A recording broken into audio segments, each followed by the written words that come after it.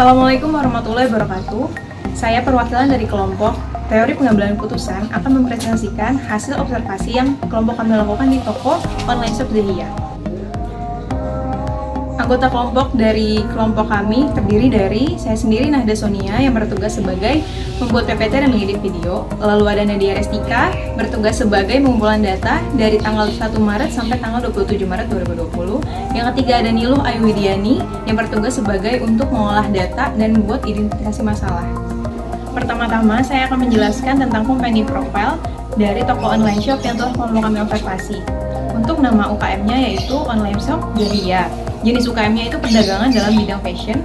Alamat UKM-nya itu terdapat di Perumahan Johar Permai, Karawang. Dan tahun berdirinya tahun 2016, serta pemiliknya bernama Saudari Vina Ayu. Tujuan observasi yang kelompok kami lakukan yaitu satu, untuk mengidentifikasi masalah yang terjadi terhadap online shop Zehia. Yang kedua, membuat alternatif keputusan dari permasalahan. Yang ketiga, membuat analisis pengambilan keputusan. Setelah kelompok kami melakukan observasi ke toko online shop Zehia, terdapat beberapa permasalahan, yaitu yang pertama, masalah lingkungan internal. Kekuatannya terdapat kualitas layanan yang baik dan modal sendiri. Untuk kelemahannya itu kekurangan promosi, kualitas barang, dan terlalu banyak produk. Untuk yang kedua, lingkungan eksternal. Kekuatannya jangkauan luas. Yang kedua, ancamannya kurangnya kepercayaan konsumen terhadap hasil produk yang telah diproduksi oleh toko online shop Zehia. Setelah kelompok kami melakukan observasi, kami menemukan beberapa permasalahan yang terdapat dalam toko online shop Zehia. Yang pertama, kurangnya kepercayaan konsumen terhadap penjual. Yang kedua, kualitas barang yang dikirim terkadang tidak sesuai dengan apa yang diinginkan karena keterbatasan SDM. Yang ketiga, kurangnya promosi yang dilakukan oleh penjual. Yang keempat, memasok barang terlalu banyak yang tanpa memperhitungkan kemungkinan jumlah barang yang akan terjual. Hal ini mengakibatkan barang tidak terjual habis dan menimbulkan penumpukan barang. Yang kelima, untuk memproses pengemasan dan pengiriman dilakukan sendiri sehingga membuat waktu pengiriman terbilang agak lama. Yang keenam, karena promosi yang tidak kreatif, barang model lama tidak dapat dijual. Dari rangkuman permasalahan yang telah kelompok kami lakukan sebelumnya, terdapat 4 kriteria diagnosa permasalahan. Di antaranya dari segi kurangnya kemampuan penjual untuk meyakinkan konsumen. Lalu dari segi metode, kurangnya promosi yang kreatif yang mengakibatkan barang model lama tidak dapat terjual. Dari segi mesin, yaitu alat yang digunakan untuk pemasaran produk masih terbatas. Dan yang terakhir, dari segi place, yaitu tidak memiliki tempat untuk melakukan penjualan secara langsung.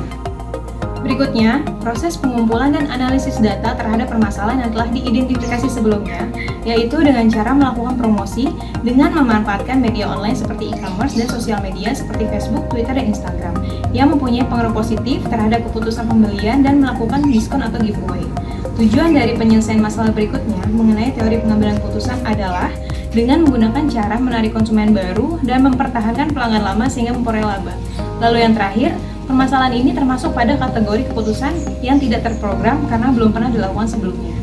Hasil observasi lapangan dan wawancara kepada pemilik online shop didapatkan bahwa pemilik telah melakukan promosi dan memberikan potongan harga, maka hasil yang didapatkan ialah sudah menjual kerudung dengan harga semula Rp35.000 menjadi Rp25.000 sebanyak 10 produk per hari selama seminggu.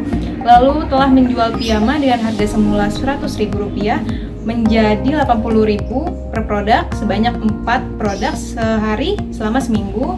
Lalu menjual gamis dengan harga semula Rp110.000 menjadi Rp100.000 sebanyak 6 produk per hari selama seminggu.